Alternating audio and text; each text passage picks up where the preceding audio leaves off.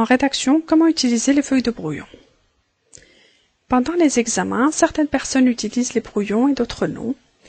Il est préférable d'utiliser le brouillon. Alors la première des choses est que dès que vous avez devant vous l'examen, écrivez sur la feuille de brouillon toutes les idées et réponses qui vous viennent à l'esprit et entourez-les. Vous faites ainsi appel à une mémoire majoritairement fiable.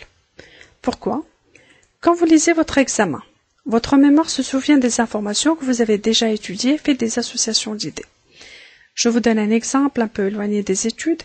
Par exemple, si je vous dis Brad Pitt, vous allez dire Angelina Jolie. Si je vous dis Titanic, vous allez penser Leonardo DiCaprio. Chaque mot appris suscite des associations d'idées dans votre cerveau. Alors, vous arrive-t-il de douter parfois au milieu d'un exercice entre une réponse et une autre?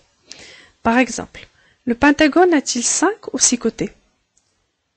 Revenez vers les zones entourées de la feuille de brouillon initiale, vous y avez sûrement noté les bonnes réponses.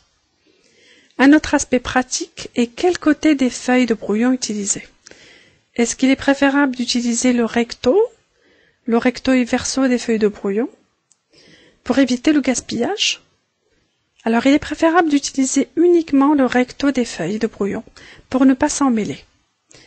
Alors numérotez-les, placez-les autour de vous, ainsi vous n'aurez pas à les retourner